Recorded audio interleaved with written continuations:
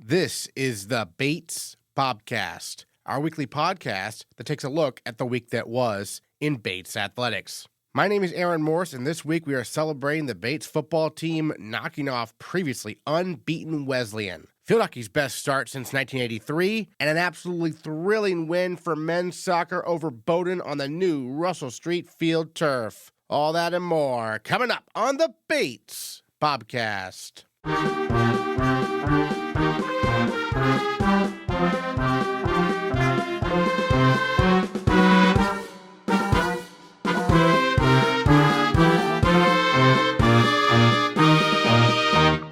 On Saturday, the Bates football team went to Middletown, Connecticut, and defeated previously unbeaten Wesleyan by a score of 24-13. The first road win for the Bobcats over the Cardinals since 1981, and their first win over Wesleyan anywhere since 2005. It was a huge victory, especially for Bates head coach and Wesleyan alum Matt Coyne. I got a lot of respect for that place. It's my alma mater. And in the moment, honestly, I was just focused on us and Bates College and taking the next step. I think, as we talked about in the first 2 weeks, we closed some gaps with some really talented teams. We just, made too many mistakes to win those games. And it's great to see the growth of the program, to be able to get a win down there for the first time in 43 years and to set a lot of little records there that are just showing us the true progress in our development and the build of this program. And the rushing attack combined with the run defense, obviously both outstanding. Lynskey, his two long touchdown runs, they're both plays where he cut to the outside, and you guys seem to seal it really well. Take us through those schemes and the ability of the offensive line. I thought also one of the wide receivers, number 14, Walters, had a great block on one of those touchdowns. Those two explosive run plays from Ryan, great cuts by him, and obviously you don't have explosive, long runs without blocking at all levels down the field from multiple positions. But for us, we're really A-gap dominant in our run game at times, and we had a new little scheme that we wanted to bounce it, make the defense collapse, and it's exactly what happened on that play. They collapsed. Ryan did a great job of making the cut out there, and then he used his speed, to really get to the end zone. And those are some of the explosive plays that we just didn't hit on in those first 2 weeks that I talked about. And, it's very simple of how you get points on the board. You need to be explosive on offense. And then defensively holding Wesleyan to only 95 rushing yards. What was the key there? Our defense is got this mentality that's really great where they feel like you can roll the ball anywhere and they're going to play and defend that rectangle. And I think for us, we've taken a huge step just in experience-wise. That defense was very young last year, and now through these first 3 weeks, they're starting to get some confidence, and they're starting to feel that, what they have to do is be sound, gap sound, physical up front. I was a little disappointed. I thought we started the game a little slow and a little on our heels. I don't know if it was the grass or just the environment or whatever it is, but it's not acceptable. And our defense was a little upset about that in the film session, which they should be, because they want to be great and they can be great, and we're taking those steps. But stopping the run and running the football, to me, is how you win football games. In those key moments. I know everybody wants to pass it everywhere, but when you get into those tight areas, you need a yard or two. Like, you got to be able to hand the ball off, and when you get down to the goal line and it's 4th and 1 and you got to stop them twice. That's what we did. Yeah, and defensively, we've talked about this depth being so important. You were without Matthew Michael Acevero, but Samuel Christopher stepped up and broke up some passes, and first year I thought played really well, right? It's unbelievable. I'm very proud of him, and he's got a ways to go, and he knows that. But to be able to have two freshman corners out there that play with the confidence that they have and the technique. It goes a testament to what Coach Warren's done on the defense and Coach Suda with the secondary. They play with elite confidence, and at that position you have to. And for him, the sky's the limit to continue to develop and grow. But you got two first-year corners and two sophomore safeties out there that are sitting there and they're taking the next steps, and the confidence is helping them. You touched on the 4th down stop at the goal line. That was Estrada covering Wesleyan's best receiver, right? And he did that a couple times, breaking up some passes. That guy's very explosive. We saw that one play when you guys were in a different look. But, it seems like when Estrada was lined up against him, he did a great job. Yeah, and we, for us, we tried to help out the whole game. A little bit of the Belichick approach. You want to try to neutralize their best player. And we had a mishap on one of our zone coverages that they got us on for the 87-yarder. But outside of that, he had 2 catches, for about 19 yards or whatever it is, 18 yards. And on that play, the 4th and 1, it's exciting because you build off little things throughout the season. And you look at last week, the Trinity 1st and goal from the 4 offensively, being able to run the ball 3 times and get in the end zone. That's a huge step down there in the trenches. And then 4th and 1, in a pivotal point in the game, we make a stop, we get an offsides. They put it to the half-yard line. telling you right now, that's where you see growth in the program. Because in the past, that thing gets walked in the end zone. And for us, what we did is we just sat there and said, hey, let's do it again. Mike Spencer made a great play. Our D-line and our linebackers got great push. Spencer chased it down, and Marquez did his job and covered, and that builds confidence because that kid is arguably the best receiver in the conference. Yeah. And now you sat there and made some plays against him. So I think now it just builds the confidence and the development there. I want to talk about Coyne because he completed every pass he attempted. He only attempted 7 passes because you guys ran the ball a lot, but completed all of them, including, I couldn't believe this, the longest forward pass in Bates football history. And it's been over 125 years. So, take us through Colton's performance, what he was able to do. He had a couple rough games to start the year, but really seemed to have a breakthrough here against Wesleyan. Yeah, I think it's awesome. That quarterback room, those guys know that multiple guys are going to play, and that's our identity.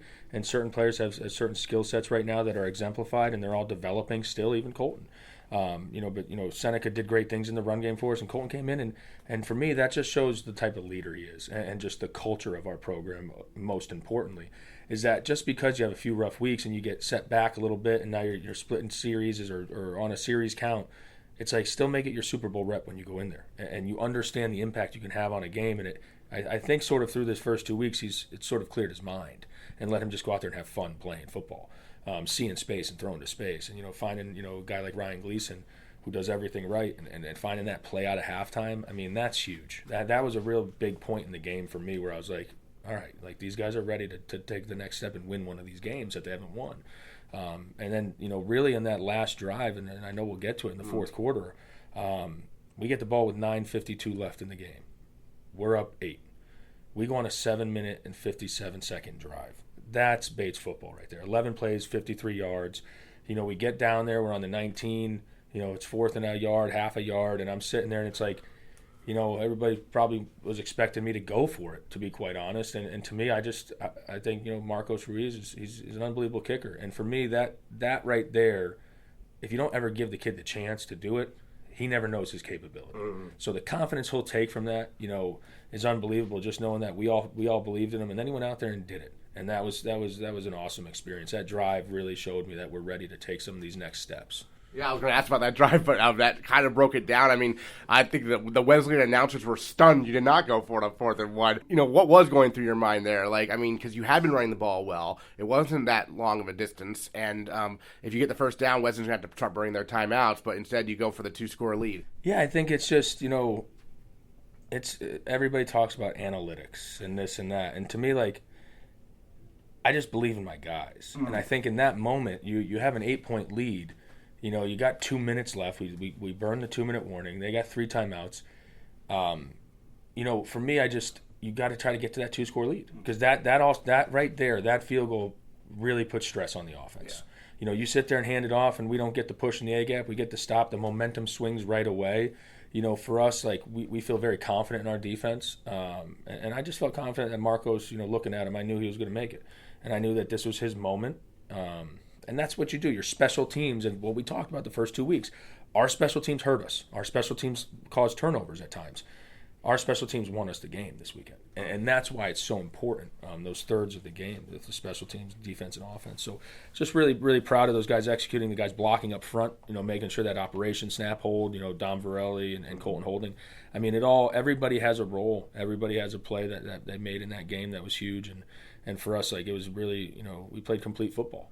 Yeah, I want to actually go back in time to the third quarter of the Gleason touchdown. We touched on it earlier, but it was 3rd and long, and somehow he got one-on-one on the outside, and Colton found him with a perfect throw in stride. Take us through what you guys saw schematically from Wesleyan there and how you're able to take advantage. Yeah, we know that they're a very good defensive backfield. They're a quarters team, so we know once we get vertical concepts going, it turns into pretty much man at 10 yards, which most defenses do. And they were short a corner. They had a corner that was injured from the week before, and we wanted to go at a guy that was a new player for them. He's an experienced guy. He actually had the game-winning pick against Tufts the week before. But for us, we just said, hey, it's 3rd and 16. Let's give our guy a shot. Run by him. Let's go. Let's run by him. Let's throw it up. Let's see what we could do. And Colton threw a perfect ball. It was just perfect. And I watched it. I was actually standing right by it, and it was like slow motion. I was like, oh my God. I was like, that thing dropped right in there, and then the kid fell, and Gleason took it to the house, and he ran down the sidelines. And for me, that was just That's big. Those are those plays that you don't expect. 3rd and 16, everybody expects us to probably, run the ball and punt, and now it's, but no, we took a shot, and the kid made a play. And you got to make plays to win games. So for us, especially down on the road against somebody that's had your number for 37 out of the 41 times. I mean, why play to just keep it close? You got to play to win, and we did. Yeah, certainly, and I think the announcers were commenting on that you guys were playing to win the whole game. I mean, being aggressive and everything. I am curious also, I mean, something I've noticed, I think, at least defensively, I feel like just the tackling this year has been, just the simple tackling has been the best maybe I've ever seen at Bates. What are your thoughts on that? Yeah, I think it's, that's one of the things that, was very frustrating last year because it was really uncontrollable at times where, it takes time to develop fundamental skills. And in football, it's about effort, energy, and tackling on defense. That's really what it is. It's being sound, understanding your assignment, but tackling. And for us, we've really, Coach Wynn has done an unbelievable job with that defense. And all those coaches, so they're Coach Belsky, Coach Suda, Coach Edge, every day we do tackling circuits. And it just takes time to develop those skills. But, everybody on the team's gotten better. But you look at somebody like Michael Spencer this year. I mean, he's taken the next step. Last year, a lot of shoulder tackles. Now you're seeing him profile tackling. He's one of the best tackling safeties in the league, and I'll put him up there with anybody. If you watch him on tape, the tape doesn't lie. And the kid's a sophomore. He's got a way to go. But the whole defense, we focus on it. We do stations every day. And we feel that if we can, the big thing is we eliminate explosive plays. When you look at the first 3 games, I mean, we had one pass that was 40 yards against Amherst. Right. Trinity didn't have a play that was over 20 yards outside of the fake punt. And then this week we gave up 5 total explosive plays out of 84 snaps. Yeah. That's the difference. Last year we had a high percentage. Now we're sitting there at the 5 to 7% explosive plays in a game, where last year it was 14 to 16%. You can't win football games that way.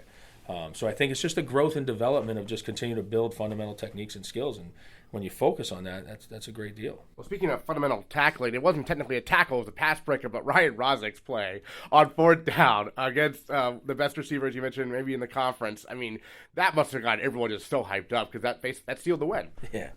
I mean, I sort of blacked out during that because I didn't, that was almost one of those NESCAC hits that's too hard for the NESCAC, to be quite honest. I was looking for a flag because it doesn't normally happen, but that just fired us up. And right there, those are those moments where those kids feel that, like, they beat a team. They went down there and executed and won that game. I care what anybody says. When the scoreboard finishes up, that's how you find out. When you put a statement on it like that, I mean, that got everybody fired up. And our sidelines, I mean, again, Ryan Rogers is going to be one of the best players to play here at that backer position. He's an unbelievable player, and he's doing a heck of a job, and he's a football guy. And for him, too, that's his hometown. Like they, didn't recruit him, didn't take him. So he's from Cromwell, right down the road there. So for us, like, we're happy we got him, man. And then, so we, a little homecoming down there. So for me, it's just that's a statement finish of just the physicality that we showed in the 4th quarter and just the grit and the Bates, sort of culture. Great, and now you have a rivalry game at Colby under the lights. We were there a couple years ago. Bates had the lead. Colby came back. And this is a team that, I mean, Bates fans really want to beat. I'm sure you know that. So what are your thoughts on the Colby game? Yeah, I think it's again, Colby's a very experienced team. When you look at them, they got offensively, defensively, loaded with seniors, very similar to Wesleyan. And to me, it's when you go to these games, it does not matter what your records are. It does not matter what it is. This is a rivalry game, and we're going up there, and again, we got to be road warriors again. I talked to the team yesterday. I said, hey, at 5 p.m. yesterday, that was our 24 hours to celebrate the win. But, like, now the next challenge in the success of our program and our build is, can we stack some on top of each other? Can we take the next step where I'll tell you right now, probably everybody thinks we're going to fall flat on our face after that because we're so elated. But for me, it's like we're going to grind these kids even harder this week. We're going to work even harder, and it's almost like you're chasing that feeling again of winning. Winning is a very addicted feeling, So for us, it's like that's the focus this week. And for us, like, we've set a lot of little records here in the first 3 weeks in different areas, from 2015, 2013, 2021, 1981, 2005. Now it's like, guys, we haven't had a chance to win the CBB since 2017. Right. A 3-way tie in the CBB is not winning the CBB, all right? So for us, like, now that's our next step, our next goal, and our next challenge. And we know that they're very well coached. We know that they're a very talented team, very physical team, and for us, like, we've got to go up on the road, and they're looking for their first win, and we know it's going to be it's going to take a yeoman's effort up there. But our guys are ready for it, and I think I'm excited to just get back to work and coach these guys and make sure we're prepared. Great, and Coach, just anything else you want to mention about Wesleyan before we move on to Colby? No, I mean, it wasn't a ton of respect for obviously Coach DeCenzo, their staff, and Coach Whedon's a very close, family to me. He's the guy who coached me. So always have a lot of love for Wesleyan. Obviously, 8 weeks of the year, I'm always rooting for him. Yeah. You know what I'm saying? But the 1 week, we got him this year, and I know, it's going to be, try to create a little more of a rivalry now because they've been sort of one-sided on it for a while. So, but no, I'm just proud of our guys. Very happy that they got to feel that feeling. They got to come back to campus on Back to Bates weekend at night and probably, had a really good feeling out on campus because everybody was very fired up. And just want to thank everybody. We had a huge traveling fans down there. It was unbelievable, just the environment. We're sitting there and it's louder on our side than it is on Wesleyan's. And it's like, just all the parents, the alums, everybody that I've heard from over the last 24, 36 hours, hundreds of texts. It's really awesome, and it's a testament to these kids' work ethic and what they put into this. So thank you, guys. With the victory comes awards. Sophomore running back Ryan Lynskey ran for a career-high 121 yards and scored 2 touchdowns, earning NESCAC Co-Offensive Player of the Week honors. Meanwhile, senior Peter Simplicio was part of an offensive line that won the battle up front all game, and they earned a spot on the D3Football.com Team of the Week. Well, we've got the NESCAC Co-Offensive Player of the Week, Ryan Lynskey, with us, and a member of the D3Football.com Team of the Week for the Bates offensive line, Peter Simplicio, as well. Join us here on the Bobcast, talking a big win over Wesleyan on Saturday.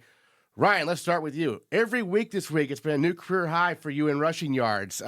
Take us through the season so far from your perspective. Obviously, things are opening up, and you got some long touchdown runs on Saturday. What in general has been working for you think? I find just throughout the camp and throughout this fall season, the offensive line and me have really worked and communicated through where gaps are going to be opening up, and our coaches really point out where I'm going to be bending, where I might have one-on-one opportunities, and I've just been able to put myself in situations that I'm able to succeed in, and it's all up to the big guys up front. They're helping me out a lot this year. Well, one of them is Peter Simplicio right here, and from a long line of Simplicios here at Bates, take us through kind of your background. Your family, both of your parents went here, your 2 older brothers went here. So what's that like growing up in such a Bates-heavy household? Yeah, I mean, I've always known Bates is kind of like a second home. Both my parents were class of 91. My oldest brother, Phil, he was class of 20. Other brother, Tim, he was class of 22. We all played football here. So kind of growing up, I've just always known Bates as a place that I could potentially be going to. And I'm very happy I made the decision to come here because it's been once-in-a-life experience, and I just really love this place in Lewiston, Maine. I'm curious, when you were in high school and looking at colleges, was Bates a no-brainer, or were you like, everyone else has gone there, should I try something different? What were your thoughts on that? It was definitely at the top of my list. I explored different opportunities and venues, but I just somehow always knew I'd be ended up here at Bates. Excellent. Ryan, how about you? You're a sophomore now, but take us back when you were in high school. You're from New Jersey, right? So yes. what put Bates on your radar? What made you want to come up here? Originally from New Jersey, the NESCACs aren't as big of a thing where I'm from, so I didn't really know too much about Bates and fellow NESCACs. But once I got on the phone with Coach Coyne and Coach Thompson, an immediate thing that drew me in was just their energy and how much that they seemed like they believed in me and felt like this was going to be a great spot to be. A lot of coaches throughout the recruiting process, they kind of give you the same old jazz, no matter who you're talking to. But Coach Coyne, they really made it personal. I really felt like this was going to be a good spot for me to continue my academic and athletic career. Now, Peter, you're on this offensive line. You're a fifth-year senior.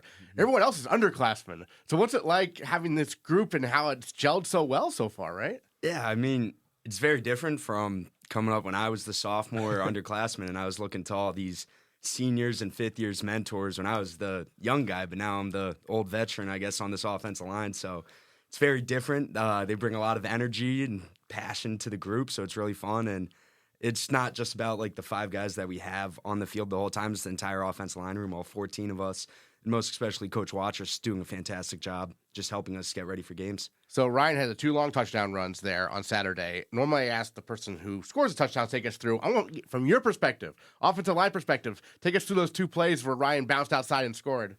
Yeah, he made a heck of a cut right there. He was able to set up blocks, which he's doing a great job this year of just kind of knowing where he wants the ball to end up and just kind of leering the defense to go one way, and then he cuts outside the other way and took it 56 yards or something. What was the long one? It was 59. I thought he was going to get hawked at the end, but it was upper 50s, yeah. So, yeah, I think the holes, we were fortunate enough to get a little movement and open it up, and you do what you do and just give the athletes the ball and they make the plays. And how about your blockers? You touched on them earlier, but what did you see on those plays? I mean, it seems like the edge was just wide open. Yeah, we had communicated that a lot. They like to flow very fast when they see option going the other way, or throughout like the game when we create passing opportunities with play actions on the other side. So I originally thought that I might have had a one-on-one situation with the corner, but they flowed even faster. And the first one, I just bounced outside, and it was just a race to the end zone. And then the second one came back to it, and the same thing was wide open again. So took advantage of the opportunity. Were they similar plays? Yes, they were. Yeah. They were different plays, but similar end spots depending on where I'm cutting with the blocks. So Gotcha. Similar concept. Yeah, and for you, we talked about this off air, but you were actually on different sides of the line for each touchdown run. First one, left tackle. Second one, right tackle. You've been the left tackle since day one for you here at Bates, and this year you're bouncing back and forth. What's that like? Yeah, it's different learning how to get in a right-hand stance, kind of moving the hips in different ways. But it's really cool and interesting. We're flipping from the left side, right side line based on formation, strength of it, play call that could end up. So it's just a new dynamic we're bringing to the offense that defenses have to adjust to. And, with this new kind of option looks, what's that been like for you? Because that's different from last season, obviously. I've enjoyed it a lot. It's allowed me to not only get the ball more, but kind of create more different areas where defenses are scared with the pitch. They know that it's not just going to be ending up in one place. And I've just felt like it's really worked well, especially with our pass game coming up this last week in Wesleyan. We're becoming dangerous everywhere, and I think that's the key to a successful offense. Yeah, you're getting the ball a lot. I mean, you had 30 carries 2 weeks ago. I think 23 there on Saturday. I mean, are you exhausted after the game, or you feel like you play another quarter? I'm definitely a little bit tired, but always more room in the tank if the game wants to keep going. But I'm loving it so far, and I'm staying pretty healthy right now with the offensive line protecting me so well, so can't complain. Yeah, and Peter, what's it like to have the offensive line get this honor, national honor from D3Football.com? That was pretty cool because sometimes the offensive line, you're under the radar, right? But not this time. Yeah, it's really cool. I mean, we never show up in the stat book or anything, so we kind of live through the running back's glory and all his success. So seeing that on the D3 boards, just national offensive line group of the week, that's really cool and special honor. Yeah, and Parker, who in Bedingfield made the documentary about Bates football that's on YouTube right now. People can check it out. And he mentioned the offensive line. You guys have some personalities, a sense of humor. Take us through the dynamics of that group. What are these guys like? Yeah, we're a bunch of big, fun, friendly, large humans. We have a great time at practice. We joke around, but when it's time to get things done, we get it done. But we definitely have our laughs along the way and just have a good time. Do you guys have a name for you guys? Because I remember a few years ago it was the Hogs. Do you guys have a name? It is the Hogs. It's still the Hogs. We stay on the You're Hogs. You're still the Hogs. Okay. That's the mentality we want to have. We want to be the Hog mentality, just ferocious, nasty, winning in the muddy trenches, so we still go by Hogs. So, Ryan, these guys are nice until game day, right? It sounds like. Yeah, Pete's right. They definitely are a fun group, but when it's time to line up, they're ready to go. And what's your relationship like with them, with their blocks and everything, and also during practice and stuff? They're some of my closest friends on the team. I'm able to spend a lot of time with them going over pass pro and other things like that. And I would say, in a way, they're kind of like big brothers almost because they keep me protected on the field. And then if I'm ever messing up, they keep me in line, make sure I'm not getting out of hand. Definitely got a flag this week. Pete pulled me back in, said, hey, let's relax now. And that's kind of the role that they play for me. And I love the group so much. Couldn't be happier to run by anyone else. Yeah, what was that celebration they flagged you for? It was something that I should not have done. Okay. That's a mistake. Fair enough. Growing still throughout this season, and we'll just continue to work on my own mental control and being the best leader I can be on this team. So, Peter, you had to step up and, tell the sophomore, take it easy a little bit? Yeah, it was an excessive celebration. Did not need it. Thankfully, we won the game and didn't hurt us too bad. So, but hey, if you're scoring 56-yard touchdown runs, I'm fine with it as an O-lineman. Exactly. Coaches might not be. Right. Exactly. Well, I guess in terms of just like this year having that breakthrough win, especially for the sophomores, right? Because last year you guys came in as first years, you played every game. I know you dealt with some injuries, but you did play most of the games. Had some close ones. What's it like to finally, get that W for you guys? That was just an amazing feeling. That was the best feeling I've had playing football probably ever, regardless of, even though it was one win, obviously we're focusing on Colby now, but it just felt so good to finally break through, and I felt like that was a culmination of everyone on the team's hard work throughout all of last season, throughout this entire offseason, these fifth years coming back and buying in and saying that we're still going to ride with you guys. It just felt so good to get that win. Yeah, and Peter, I know I all see your parents at every single game. I assume they were at this one? Yes, yeah, and yes. so, and because you're from Connecticut. Yes. Yeah, so what's it like to get the W in your home state? And I'm sure a lot of people cheering for Bates there, right? Yeah, it was really special because it was my last game in my home state. So to end up with a W win, it means a lot to me. Just kind of finishing my football career in Connecticut, last game there with a victory. And you're a fifth year, as we touched on earlier. So was it a pretty easy decision to try to come back for use your extra year of eligibility?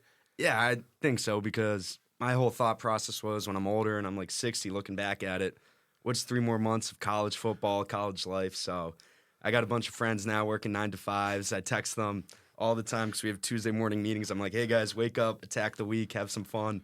And meanwhile, I'm going back to bed, then maybe my class at noon. So it's a really different lifestyle. So it was an easy decision for me to come back, and I'm very fortunate of it because Coach Coyne's really changing the culture here, and we saw that this past weekend.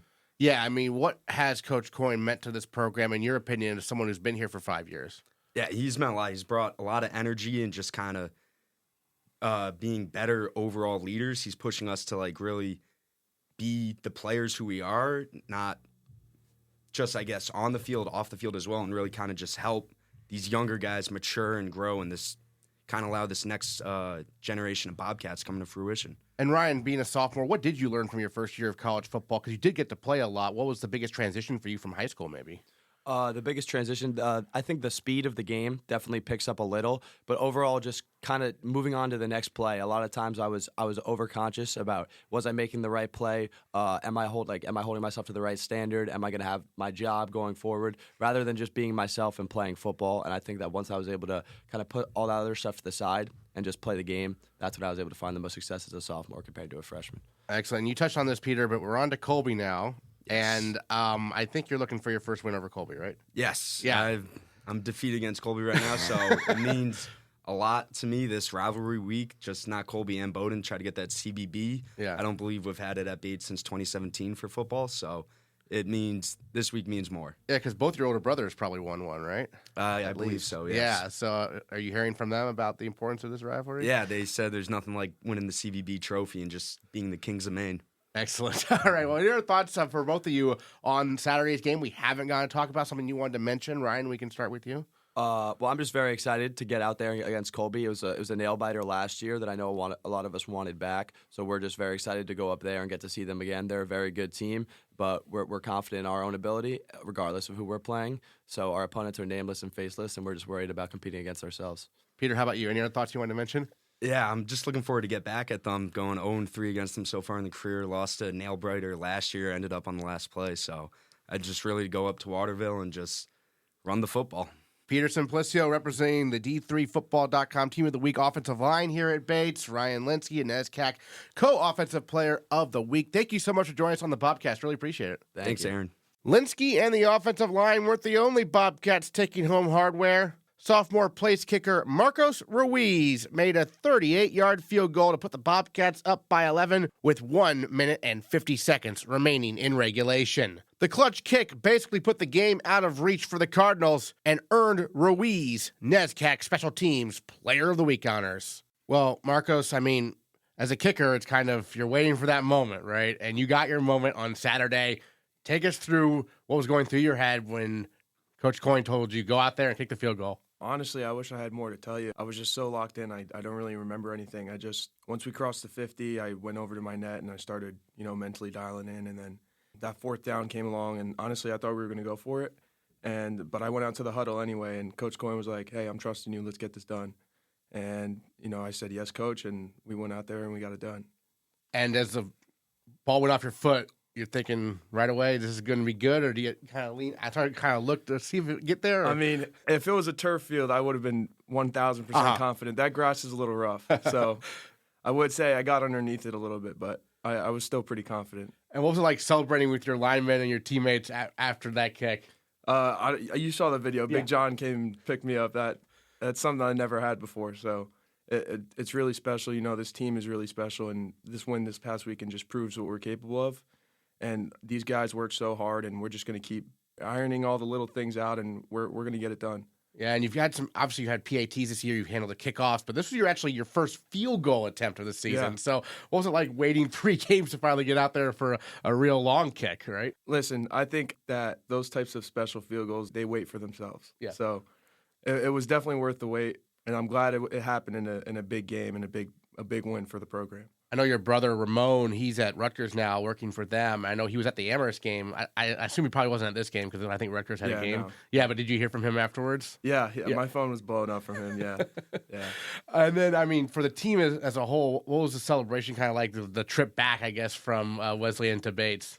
There was a lot of music being played in the bus. We were definitely having a good time. It was just everything we've talked about and, stacking days and making sure we're not making those little mistakes, and it's all paying off. You could tell all the guys are definitely we're fully bought in. We've been bought in for a while. We just haven't seen the payoff, and now that we finally saw it, these guys we're all fired up for this week. Big rival weekend, and we're all ready to roll. We got this first day of practice coming, and we're gonna bring it this week for sure. Yeah, under the lights. Excited for that? Yeah, big time. Under the lights is always a fun experience. Yeah, absolutely. This matched your career long for at Bates with 38. Did you make a longer one in high school at any point? Yeah, I made I believe a 45 in high school. Okay. Attempted 50, didn't quite off the bar. Okay. But yeah. And so it's easier to kick off of turf, you said? Actually low cut grass, like the grass you get in Florida. Okay. Like really nice grass, like stadium grass. That's actually better than turf, but we just don't have that in the Northeast. So turf is what will suffice for a little while. Yeah, certainly. And then you're from New Jersey, right? Yeah, correct. Yeah. So I mean, obviously your older brother went here, but you told me this before, but how did you first start getting into place kicking for people who haven't, heard? It's actually connected to my brother. Yeah. I was when he was at Don Bosco Prep, I would just go water boy on the sideline. Yeah.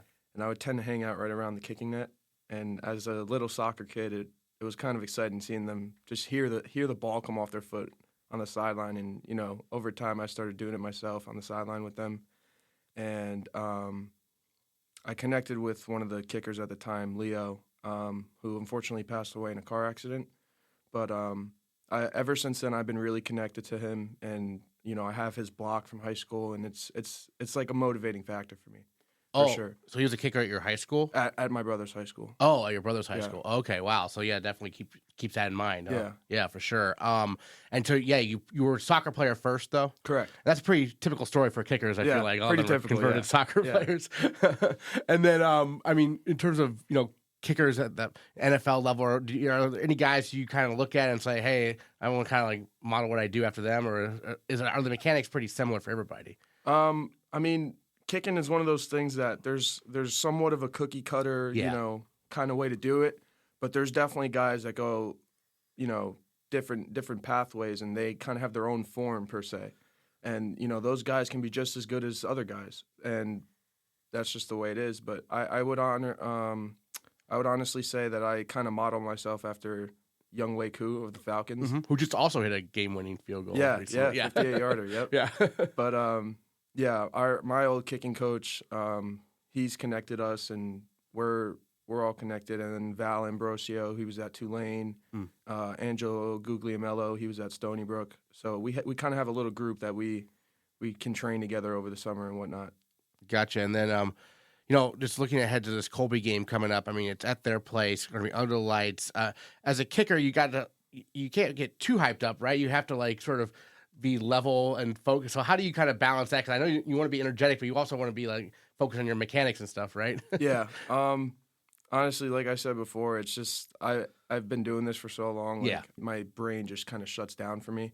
And, that's why I love playing football. It's because I can't get that experience and that feeling anywhere else. And I live for those moments specifically. And I know I've told Coach Coyne and Coach Thompson that during practice when, they're yelling in my ear, trying to get in my head, I live for those moments of just completely shutting down. And Coach Coyne mentioned this, that when I interviewed him, he said that I bet everyone, and you said this, thought we were going to go for it on fourth down. It was 4th and 1. Yeah. And instead he had you kick it. How cool is that to know your coach has that much confidence in you? That's Aaron, that's why I came here. I really believe in Coach Coyne, and I think he's a great coach, a great person. And from the moment I knew him and we had that initial conversation, I knew I was going to be able to trust him. And over time, he's built trust in me. And there's nothing second in this world that I could value that to. That is top of the list. And, that's a really special feeling to have that. Excellent. Well, any other thoughts you wanted to share on the game in general? I mean, as a kicker, you're mostly watching and waiting for your chance, but what else did you kind of see as someone on the sidelines and everything? As someone on the sidelines, I thought that we honestly did not play a great game. We made a lot of mistakes, and there's still a lot left on that field that we could correct. And, we're making that a big point going into Kobe this week, is that although we won, we're still going to keep stacking those days. And what we just did to beat Wesleyan, that's going to be like our new floor. That's our new standard. We're not going to get lower than that. So we're only going to go up from that. And as a program, I think that's how we're going to build this winning culture. Sounds good. The NESCAC Special Teams Player of the Week, Marcos Ruiz. Thanks so much. Thank you, Aaron. The number 11 nationally ranked Bates field hockey team is 6-2 and 3-1 in NESCAC after an undefeated week that saw the Bobcats beat Bowdoin, Amherst, and Vermont State Castleton. It's the best start in NESCAC play for Bates since 2002, and their best start overall since 1983. Senior Anna Cote led the way this past week, scoring the game-winning goal and dishing out an assist in Bates' 3-2 win over Bowdoin on Tuesday. Then she tallied another assist in their 2-1 win over Amherst on Saturday. Cote capped off her week with 2 goals in a 6-0 victory over Vermont State Castleton on Sunday, and she is our female Bobcat of the week. Well, Anna, a very strong week for the Bates field hockey team. It started against Bowdoin, of course, the big rival for any Bates team here on campus. Take us through that game, because, I mean, it was the first time you played Bowdoin since the famous Halloween game on the NESCAC tournament quarterfinals. So how'd that kind of go from your perspective to get that victory? Yeah, it was a huge win. We changed a lot of things from our past game because we realized things weren't really working out well. And so it was our first game trying out a new structure, a new formation, a different style of play. And it really worked in our favor. And I think we kind of caught them by surprise a bit with that. And I think everybody just bought into our new plan, and it worked really well. Yeah, can you give us, maybe without giving too much away, details about that new plan? Because, it looks like it's changed 180 from the Wesleyan game. Yeah, completely. Yeah. We changed our structure and our style of play where we just kind of do a bit more big balls down the field. And I think this fits a lot better with the skill set that we have now, because in the past we've had sort of the same group of people continuing throughout the years without too many graduating, but we lost a lot of key people last year. And so changing our play to fit the people that we have now was really ideal, and I think it's working really well. Terrific. And you're a senior, obviously. You play inner, right? You and Annalyn Dice? Yes, inner, but now we play right and left mid. Okay, so you're no longer, so they moved you? Yes. Okay, so what changes for you personally then? Yeah, so before, me and Anna were working really in the inside of the field, like in the middle, and now we're on the sidelines. So it's been a big adaptation working on the skill set to go up the sides versus in the middle having a lot more space, and so been different, but I like it. Yeah, you made a nice pass. I think it was from the side to Brooke, right, yeah, for a goal. So take us through that assist. Yeah, so now I take baseline, yeah, so like on the side, and then usually looking up, trying to find somebody open in the circle. And Brooke has like really explosive, great cuts, and so she cut into that space, and I found her super easily, and she's great with the one-times, so she got that one in. Excellent. And then the Amherst game was another solid win for the Bobcats. You know, it's funny, against Amherst and against Vermont State Castle the next day, but there was penalty corners where the time was at 0. The quarter would have been over, but there was a penalty corner, and you all were able to take advantage of it both times. So take us through kind of the key to those successes.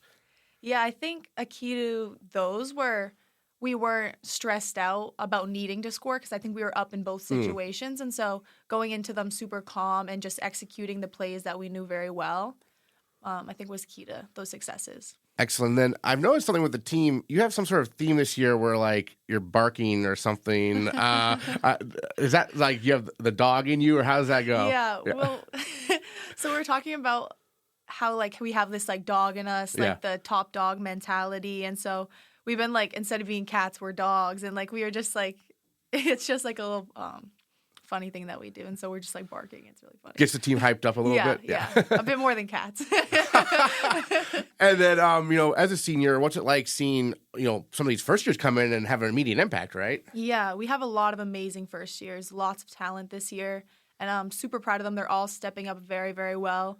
And I think even as a first year, back when I was a first year, it was hard getting to that next level of NESCAC play, because it's a huge step up. And I think the first years this year are doing an amazing job of reaching that level and just fitting right in and not having like a bit of a escalating period that they need. So I'm very proud of them. And then for the returners, after such a great year last year, what was kind of the thought process coming into this season, being like, oh, well, how do we build on that, right? Yeah, since we lost so many players, we realized that, it's not going to be the same team as last year, and so we can't expect any wins. And you got a couple wins, obviously. The Amherst game was close. Both the games were close this past week in NESCAC action. Amherst last year, you all were on the road, but it was a rough one. But this one, what's the difference this season, you think? I think it's our new style of play. I think before we've lost to Amherst the last 3 times that we've played them. And so I think our new style of play worked really well against that. A lot of times in the past, they've scored on us in fast breaks. And with our new formation, we have a lot more defenders than we did before. And I think that kind of counteracts what they're good at. And so I think that was a key in that success. Excellent. And then it's the first year you've been on the team without your sister on the team, right? So what's that been like? It's really different. I miss her. I think we connect really well on the field, and we're really good at telling each other what we need, without any feelings upset or anything like that. But I think it's good. It's good, yeah. And she was back this weekend. I saw a bunch of alums were back. What was that like to have them here? It was so nice. I could hear her shouting on the field. She was telling me where to go. She's like, take baseline, do this, and she's so loud, and it was really helpful, actually. Everybody on the field could hear her.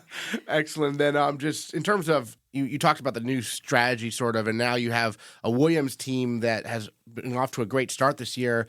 And you got a Hamilton team as well, though, that's also off to a good start. So a big NESCAC road weekend. What's the key to going on the road in your mind and getting some, what would be huge victories, obviously? Yeah, it's going to be, both of them are going to be very, very difficult games. And I think if we keep up the style of play that we're doing now and we just work really hard, I think both of them are very winnable games, but it's just going to be a huge effort. And Williams, obviously, you beat them during the regular season last year, kind of a heartbreaker in the playoffs. So, yeah. I mean, what are your thoughts on how you kind of match up against the Eves based on last season? Yeah, I think it's a very, very even match, and so it's kind of just whoever wins those 50-50 balls, whoever shows up that day, and so hopefully that's us. One thing we talk about a lot is the turf we have here, which is great, perfect for field hockey. When you go on the road, it's kind of like you never know what you're going to encounter. Yeah. So what's the turf like at these places you're going to? Do you remember? Yes. Yeah. So we have the best turf in the NESCAC, and so that's why I think we deliver very well at home. But when we go to some of the other schools, like Williams has field turf. Okay.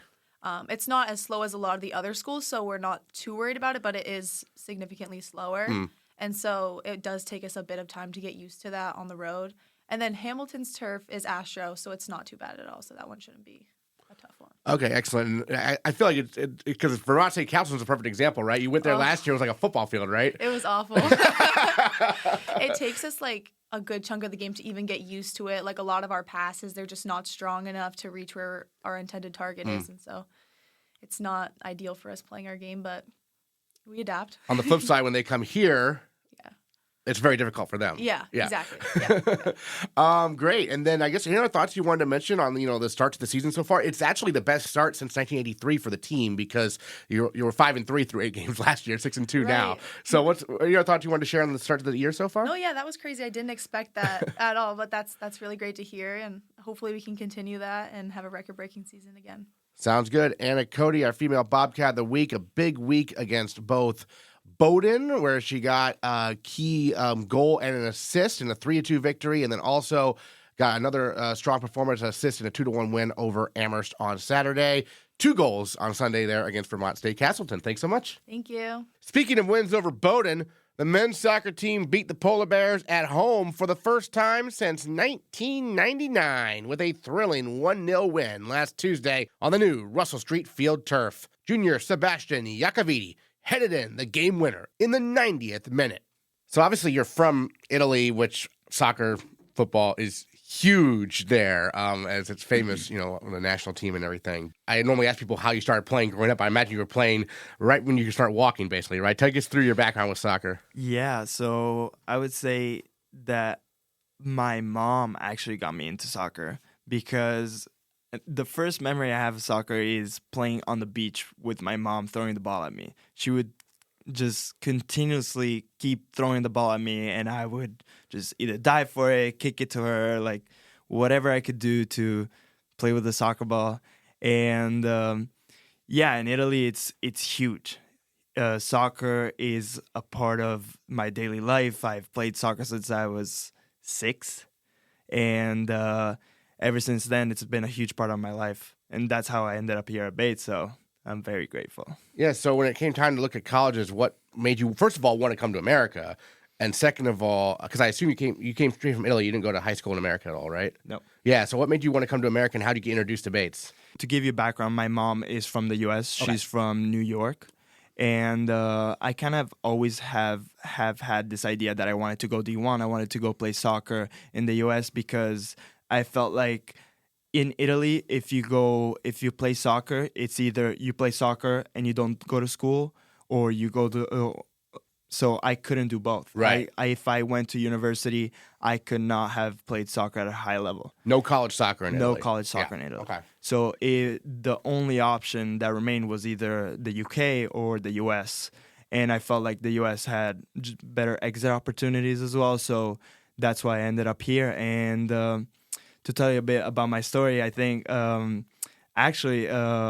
Stuart Flaherty, old Bates coach, I was getting recruited for Dartmouth initially, and he told me that at Dartmouth they only had one spot for an international student, so it was kind of hard to get recruited there.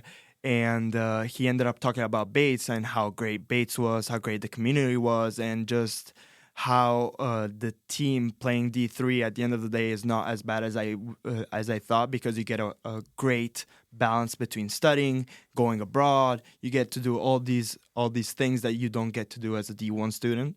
And I think just him talking about it and kind of talking to the coach at the time, Tyler Shake, brought me to Bates, and I've been very happy ever since. And this team this year is having a breakout season under new head coach Ben Brewster. A week ago on Tuesday night, your first game on the new Russell Street field. We talked afterwards live on Instagram, but you had the game-winning goal, the header. Where does that rank in terms of moments for you in your soccer career going back to when you were 6 years old? Yeah, so funnily enough, I was talking to my dad, and I was thinking, wow, I think that might be the most important goal I've ever scored in my career. Because before the game, we were talking in the locker room, and we said, we haven't beat Bowdoin at home in over, 12 years? More than that, since 1999. Since 1999. At home. Right. 24 years since we beat Bowdoin at home. Right. Yeah, so being a historic moment, so many people texted me after the game. I felt very proud. I was happy, obviously, for the team, the work we put in this summer, the work we put in every training session is just awesome to be, obviously be the person who scores the goal, but it is awesome for the team at the end of the day. Yeah, and so we touched on the fact that the team's off to a very strong start. What do you think the key has been this year? You guys already have 7 points in the NESCAC play, which is terrific. The key this year is that we're all bought in.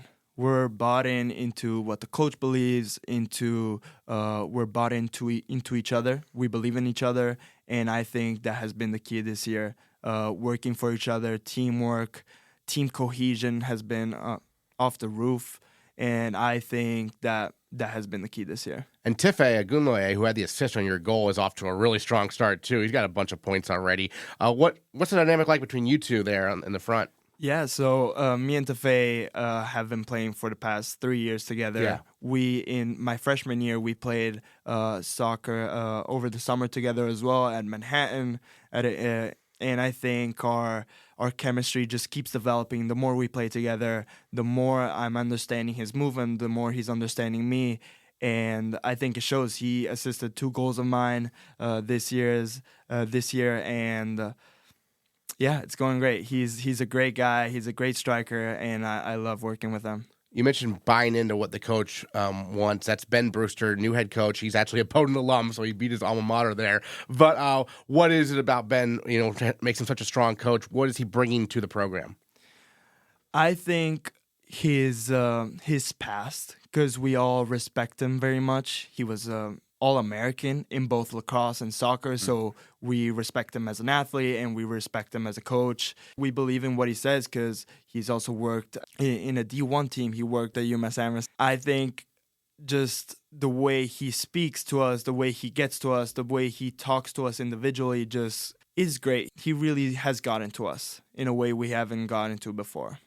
And obviously, the Amherst game, they scored early, and after that, it was just a battle, right? I mean, that was. And what are your guys' thoughts on what you can take away from that game? Because it was so close, obviously, the whole time. Yeah, I think so. From the Amherst game, what I took away is that we had one lapse in focus, and obviously against a good team, they're gonna capitalize on those situations. So what we understood from that game is that even against one of the titans of the league, they've been one of the titans of the league. I think in the past 16 years, they made the Sweet 16 all 16 times.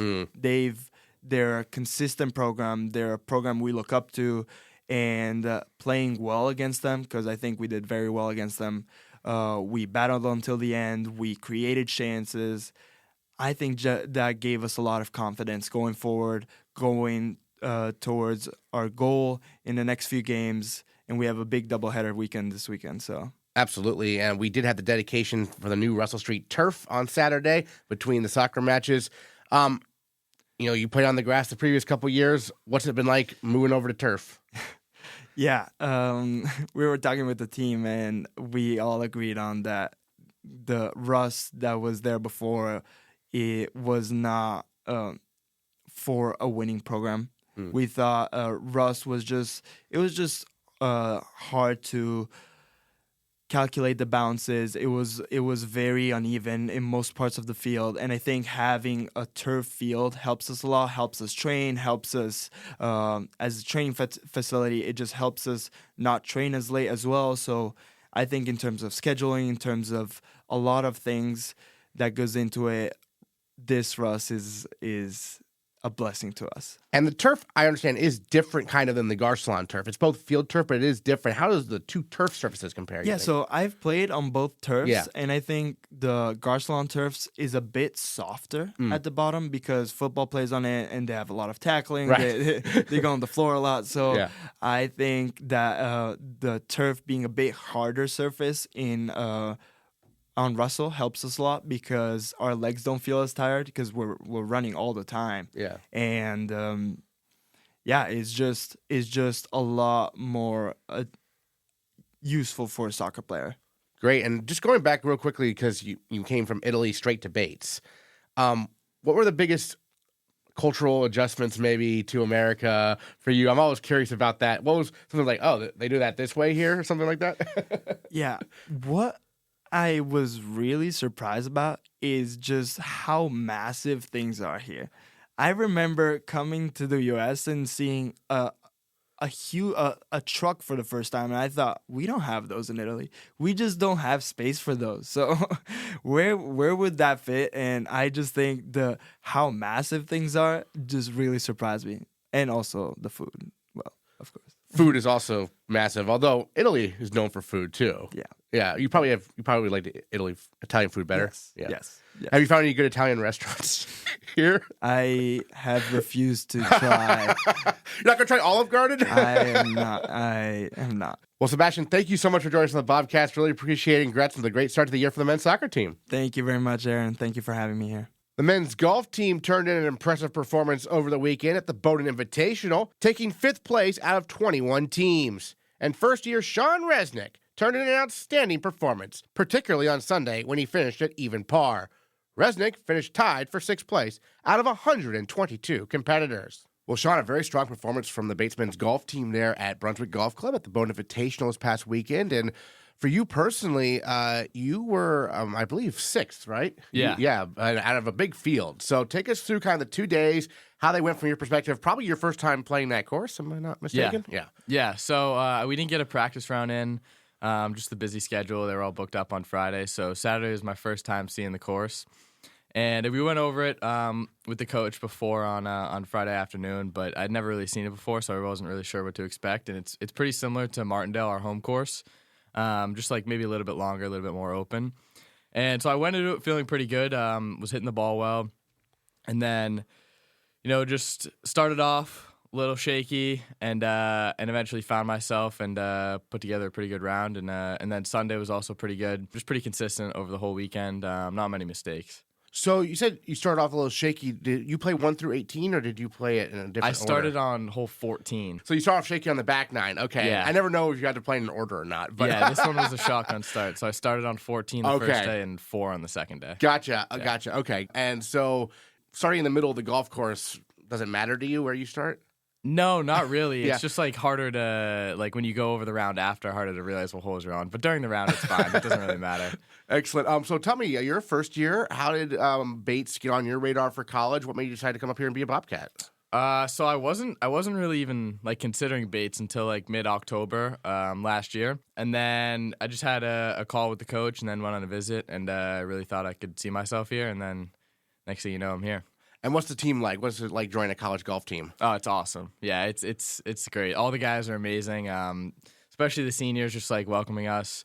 And I know Henry, who's abroad, I haven't seen him yet, but super excited for when he gets back too. Yeah, were you aware of how they finished last season? How they did at NESCAC and stuff? Yeah. Yeah. Would you talk with the team about that in terms of like coming in and trying to build on what's a strong finish, right? Yeah, exactly. And like the past few years, they've progressively gotten better in the NESCACs and just in general. So I think this year should be a good time. And how did you first start getting into the sport of golf? Probably just through my dad and my brother. So we played back at home, and then we also have a house in Pennsylvania. So there's a golf course right there. So we used to just play growing up. And then once COVID hit, I used to play hockey, but it kind of just didn't really work out. The rinks were closed, but the course was open. So that's kind of when I started to play the game every day. Yeah. What's been your main focus, sort of, adjusting to college golf? What's been the biggest difference between now and when you played in high school and stuff? Just like the seriousness of these tournaments. Yeah. Like everyone's here for a reason. Everyone wants to be on the team. Everyone wants to play college golf. So there's a lot more. Everyone's more serious out there, and yeah, it's a lot. I would say it's just like a lot better playing with the guys that want to be there, as opposed to some people that are just there to be there. Right. What's your favorite part of the sport? What makes golf your favorite? That's a tough question. Honestly, I would just say like just being like outside. Honestly, like it's just like relaxing time. There's definitely some stressful moments when you're in the trees and stuff like that, but just in general, it's like super relaxing to be out there, and that's where I like to be. Yeah, so over the course of 2 rounds, what were some really memorable holes for you this past weekend? So the 4th hole was pretty memorable. The first day, I had like hit my shot left. I kind of pulled it, and I was like over a bunker, and I landed it like my chip shot. I landed it like in the rough, and it trickled down to like 5 feet, and then I made a putt. And then the next hole, the 5th hole, is like a short par 3, so it's back-to-back par 3s, and I made birdie there both days, so that was pretty memorable. Had some good putts, some good shots out there. Great. What part of your game are you working on the most? As of right now, I've been hitting these like flighted shots, so they come out a little lower and they don't spin as much, and they won't like rip back off the greens. So that's really what I was hitting all weekend, just into these greens, because when you hit the full swing, especially obviously it launches higher in the air, so it's the wind can take it a little bit more. But when you hit the flighted shots, it's not going to like rip back off the green. It'll just stay pretty much right there, maybe like one hop, and it'll stop. So that's probably what I'm working on the most. Excellent. Then I think your second day, you were even par? Yeah. So what's the best round you ever shot? In a tournament, 71. Casually, I think like 67. Okay. Yeah. But yeah, I was 1 under for like most of the round, and then I kind of so I finished on back-to-back par 5s. So I finished on 2 and 3, and I bogeyed 2, and then I had like a 3-putt 2, and then on 3 I had like 30 feet for eagle, and I ended up 3-putting it, but. It was still a pretty good round. Yeah, absolutely. Yeah. Great. Well, I guess in terms of, we had Freddie Curtis and Will Phillips on earlier this year. What's it like to have them as your senior captain, sort of introducing you to college golf? It's awesome. Willie P and Freddie. So Freddie gave me my tour when I went up last October, and that was honestly like the biggest sell. Like the tour, he did a great job with the tour. My parents loved it, and I love those guys. They're really good dudes. And obviously they're great golfers, so they've been really welcoming and helping me play in these first few events. Excellent. And then Sean Warren, you touched on Coach Warren. He's a guy who has had a lot of success playing golf. In fact, he's played, I think, 3 PGA championships, like the PGA championship. So what's it like learning from him? Oh, just like the course management alone that he's been helping me out is like really good, because you get to see it from his perspective. Obviously, he's been playing for so long, so he knows what to do out in the course. So he's been helping me a lot, especially with the flighted shots that we talked about earlier.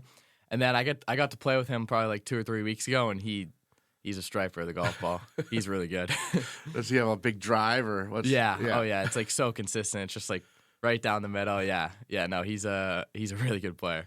Excellent. We don't have any home tournaments this year at Martindale, but what's it like practicing there? I mean, it's very hilly. I know that. Yeah. And I remember like hole 1 even is just like straight up a hill. Yeah. Just like I've never seen any hole really like it actually. So what's it like practicing in Martindale? I mean, it's great. They've really appreciative of all that they let us do there. Pretty much going at any time.